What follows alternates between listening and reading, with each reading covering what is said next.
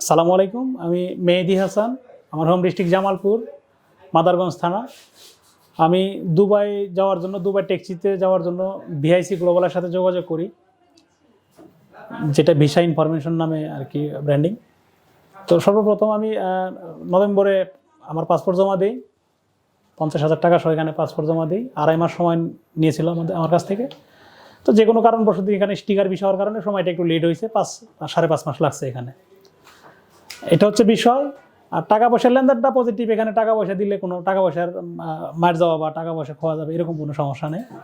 Visa না হলে ওনারা টাকা রিটার্ন করে, এটা সুন্দর পলিসি, ওনাদের কমিটমেন্ট ঠিক আছে। একটা বিষয় সেটা হলো, আমার কাছ থেকে যেভাবে বলা হয়েছিল, পরে আমার অ্যামাউন্টটা একটু বাড়াই দিতে হয়েছে আর কি, হচ্ছে বিষয়।